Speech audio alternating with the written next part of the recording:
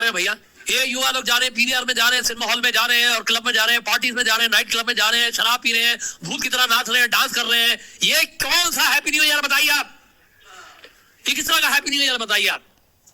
है रात को पी के आएगा 12-1 बजे तक। कल एकादशी का दिन था, एकादशी व्रत रखे हमारे भक्त लोग पूरे संसार भर में।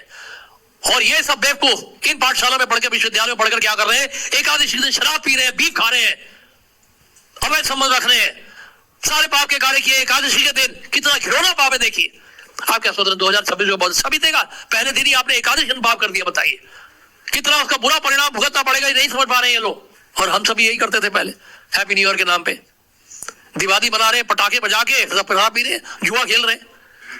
एक एरिया करोल बाग में है, वहां पे मार्केट है।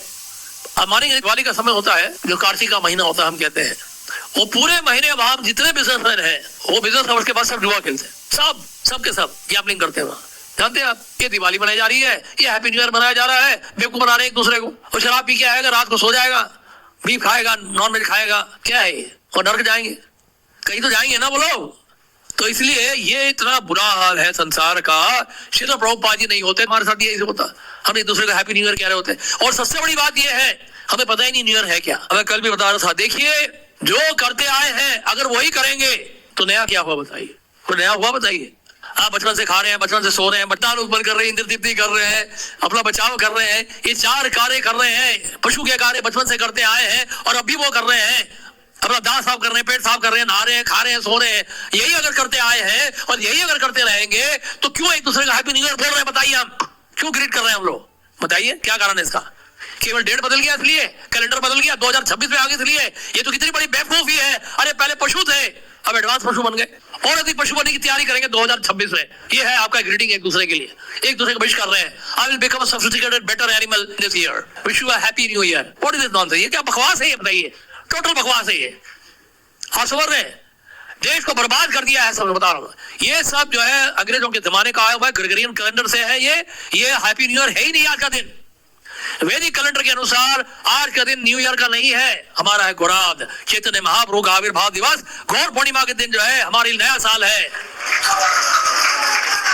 उसमें। लेकिन क्या है उस दिन? दुर्भाग्य की बात है, क्या हम एक दूसरे को एक बार भी हैप्पी न्यू ईयर बोलते हैं गौर पूर्णिमा के दिन? बताइए। समस्या यह है कि भक्त भी पीड़ित है इसमें, भक्त भी जो है फंस गए हैं। पाश्चात्य जगत की संस्कृति है ही नहीं, पाश्चात्य जगत के प्रभाव में आकर हम भी बिगड़ गए हैं। और ये दुर्भाग्य की बात है, इतना हरे कृष्णा करने के बाद भी आज के दिन सब लोग एक दूसरे को हैप्पी न्यू ईयर बोल रहे होंगे, व्हाट्सएप मैसेजेस बोल रहे हैं, हम भी भक्त भी। सच बात है कि नहीं है? ये वैदिक कैलेंडर के हिसाब से नहीं है, ये तिथि के हिसाब से नहीं है। चलो ठीक है, समाज बना रहे, समाज में रह रहे हैं हम लोग, हमें सबको साथ में लेके चलना है और उनको भी हमसे हमारे साथ चलना है, तो इसलिए एक दूसरे को विश कर लेते हैं। ऐसा कल्चर कह रहे हैं, ऐसा एटिकेट कह सकते हैं। ये सोशल कस्टम के अनुसार हम चल रहे हैं, चलो हैप्पी न्यू ईयर बोल देते हैं, कोई दिक्कत नहीं है, कम से कम इस बहाने। इसलिए हम भी हैप्पी न्यू ईयर सेलिब्रेशन करते हैं। बोलेंगे आप इसलिए बना रहे थे कि न्यू ईयर सेलिब्रेशन कल इसलिए बना रहे थे कि हम लोग गलत जगह पे ना फंस जाए। यहाँ जो बेचारे आ रहे हैं मंदिर में वो गलत जगह ना चले जाए, इसलिए यहाँ पे प्रोग्राम करते हैं, अन्यथा और कोई कारण नहीं है। ये भ्रम निकाल दो मन से कि आज का दिन नया साल है। नहीं है आज का दिन, नया साल हमारा शुरू होता है गुराब गौर पूर्णिमा के दिन, वो है नववर्ष हमारा आने वाला है, बहुत जल्दी आने वाला है, मार्च के महीने में। हाँ समझ रहे बात को? तो इसलिए हैप्पी न्यू ईयर जो है शब्द को बहुत गंभीरता से इसका उपयोग करना है और इसको यूज करने के बाद हमें वही कार्य नहीं कर रहे जो करते आए हैं। रेजोल्यूशन पास कर रहा है मैं आज, न्यू ईयर रेजोल्यूशन 2026। क्या रेजोल्यूशन पास करेंगे बताइए आप? आज के बाद हम और अधिक से अधिक यूट्यूब में वीडियो देखेंगे और आज के दिन से हम और प्रजल्पा करेंगे। आज के दिन से एक दूसरे की बहुत निंदा करेंगे, एक दूसरे के प्रति बहुत अपराध करेंगे, फालतू में समय बिताएंगे, सेवा में अपना मन नहीं लगाएंगे, एक दूसरे की खिंचाई करेंगे, राजनीति करेंगे। अच्छा है ना आइडिया? तो ये सब जो है हम लोग करते आए हैं, पिछले साल करते आए हैं। अगर नया कुछ करना है तो क्या करना है? अगर जो नहीं कर रहे थे वो करना है। आप समझ रहे? पहले तो देखिए फोन की इतनी बड़ी बीमारी हो गई है, हमारे युवा बालक, हमारे भक्त लोग सब फोन में लगे हुए, 5 से 6 घंटा लोग फोन में बर्बाद कर रहे हैं। तो इसलिए ये बर्बाद करने वाला है देश को। इस फोन ने बर्बाद किया है हमारे युवा पीढ़ियों को। युवा पीढ़ी के लोग जब बर्बाद हो रहे हैं, स्कूलों में, कॉलेजों में सब फोन में लगे हुए, छोटे छोटे बच्चे भी फोन में लगे हुए। What is this nonsense? आज अभी स्कूल स्टूडेंट्स आते हैं यहाँ पे म्यूजियम देखने के लिए, मंदिर दर्शन करने, कभी कभी लेके आते हैं, कभी के स्कूल में लोगों का दिमाग सही रहता है तो बच्चों को ले आते हैं यहाँ पर। वो क्या करें, छोटे छोटे बच्चे जो है, मैंने देखा छोटे छोटे बच्चे हैं फोन में लगे, इतना हाथी जैसा फोन, एक इतना बड़ा 2 हाथ का फोन होगा, उतना सा बच्चा है, वो 8 साल का होगा, उतना बड़ा फोन लेके टिंग टिंग टिंग टिंग टिंग टिंग टिंग टिंग टिंग टिंग।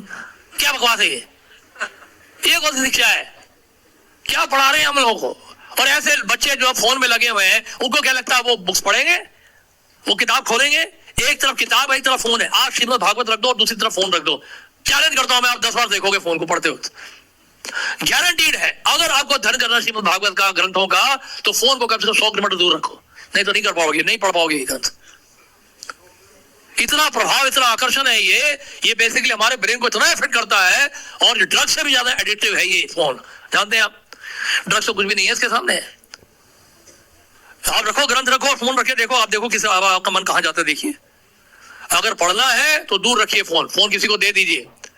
और ये अगर हमने नहीं किया, नए साल में न्यू रेजोल्यूशन नहीं पास किया, तो हमने समय बर्बाद किया, फिर कोई हैप्पी न्यू ईयर नहीं है। आने वाला साल जो है हमारे लिए शुभ नहीं होने वाला। फिर आप समझ रहे हैं? हम तो सोच रहे थे प्रभु जी हमें हैप्पी न्यू ईयर कहेंगे, उत्साह बढ़ाएंगे, कड़वी कड़वी बातें बोल दी, हमारा तो सारा उत्साह खत्म हो गया। अब कैसे नया साल शुरू करें? इस संसार में, जेल में 2 कैदी एक दूसरे को हैप्पी न्यू ईयर बोल रहे हैं। क्या बकवास है बताइए?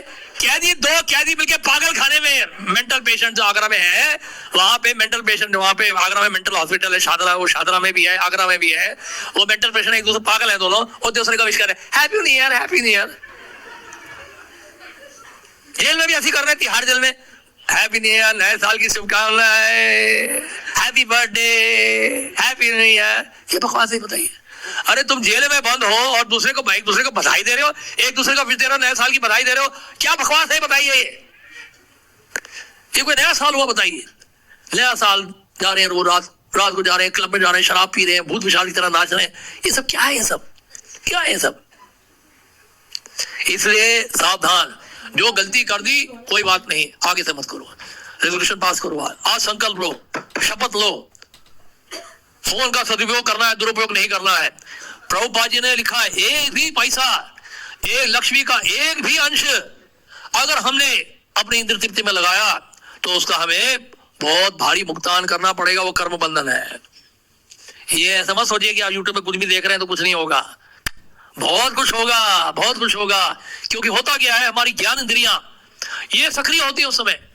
हमारी आंख, हमारे कान, हमारा स्पर्श, मोबाइल को स्पर्श करते हैं, आंखों से देखते हैं। ये बात चल रही है भागवत में, तात्पर्य में भी प्रहलाद महाराज भी कह रहे हैं, आंखों से देखते हैं, रूप देखते हैं, कान से कुछ सुनते हैं, फोन में बार बार देखते हैं, उसे खाने पीने की चीजें दिखाई देती है, उसको चख लेते हैं मन से।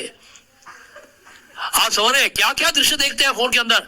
वो सारा जो है आपके सब कॉन्शियसनेस में, सब्टल बॉडी में सारा रिकॉर्ड हो रहा है, सब रिकॉर्ड हो रहा है। और इसके जो संस्कार है तो बड़े गहरे संस्कार होते हैं। ये संस्कार छोड़ देता है, और संस्कार ही आपको जो है कर्म कराने में मजबूर होता है, वो कर्म हो या विकर्म हो। इसलिए मत सोचिए कि देख लिया तो कुछ नहीं होगा। उसका प्रभाव पड़ता है हमारी चेतना पे। चेतना में प्रभाव पड़ता है तो हमारे मन पे प्रभाव पड़ता है, हमारी बुद्धि में प्रभाव पड़ता है, हमारे अहंकार में प्रभाव पड़ता है, देहात्म बुद्धि हमारी और बढ़ती है।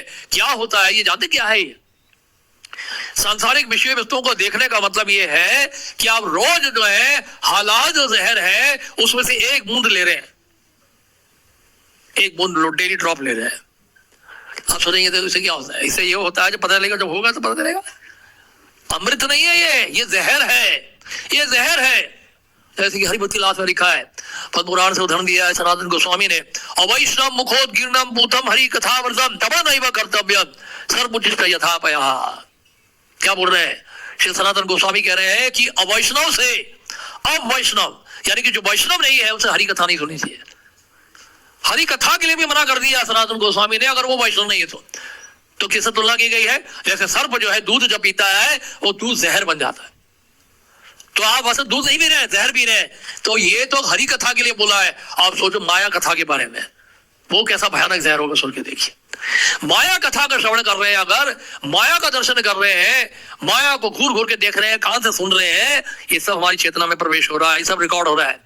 आप समझ रहे हैं? यमराज जी हमारे एक एक कार्य को रिकॉर्ड कर रहे हैं। चित्र को बैठे हुए वहां पर एक एक क्षण का रिकॉर्डिंग चल रहा है हमारा, क्या क्या हम कर रहे हैं पूरे दिन, सब रिकॉर्ड हो रहा है वहां पे। ये ना सोचे कोई देख नहीं रहा है। और सबसे पहले तो परमात्मा बैठे हैं हृदय में, अभी लिखा है यहाँ पे, परमात्मा बैठ के सब देख रहे हैं। कौन से यूट्यूब में, कौन से साइट में गए, क्या क्या देखा है आपने? हाँ, सब पता है ठाकुर जी को, चुपके देखा, कहां देखा, सब पता है। परमात्मा देख रहे हैं और गुरु भी हमारे देख रहे हैं, गुरु से कुछ छुपा नहीं सकते हैं, गुरुदेव भी देख रहे हैं। इसलिए श्रील गौरगंज महाराज कहते थे कि गुरु जो है धाम जब जाते हैं तो धाम से भी अपने शिष्यों के ऊपर नजर रखते हैं, शिष्यों को देखते रहते हैं धाम से गुरुदेव कि ये मेरे शिष्य क्या कर रहे हैं। तो इसलिए इसको बहुत हल्का मत लीजिएगा जो मैं आप बता रहा हूं। अगर हमें न्यू रेजोल्यूशन पास करना है तो रेजोल्यूशन ये है, आज हम अपनी साधना ठीक करेंगे, जब करेंगे तो ध्यानपूर्वक जब करेंगे, 4 नियमों का पालन बड़ी गंभीरता से करेंगे, शास्त्रों का अध्ययन रोज कम से कम 1 घंटा करेंगे, प्रातः काल जल्दी उठेंगे, उन भक्तों का संग करेंगे जो निंदा से रहित है, और उन भक्तों का संग करेंगे जो हमारी मदद करें, जो हमें प्रेरित करें कि हम ग्रंथ बांटे श्रील प्रभुपाद जी के। हम यहाँ पर जो है चिकड़ी चिपड़ी बातें करने के लिए नहीं आए हैं, सच बोलने के लिए आए हैं, और सच सुनना चाहिए हमें। ये कड़वा सच हो सकता है, लेकिन ये कड़वा जो है बाद में जाके मीठा बन जाएगा अगर इसको फॉलो करेंगे तो। हैप्पी न्यू ईयर तो तब होगा हमारे लिए जब हम लोग भगवत भक्ति में आगे बढ़ेंगे, गुरु की प्रसन्नता के लिए सेवा करेंगे और अंत काल में नित्य लीला में प्रवेश हो जाएंगे। भगवान के धाम में जिस दिन जाएंगे वो होगा हमारा हैप्पी न्यू ईयर। नहीं तो हमेशा वो साल पुराना ही रहेगा, वो साल फीका ही रहेगा, साल नीरस ही रहेगा।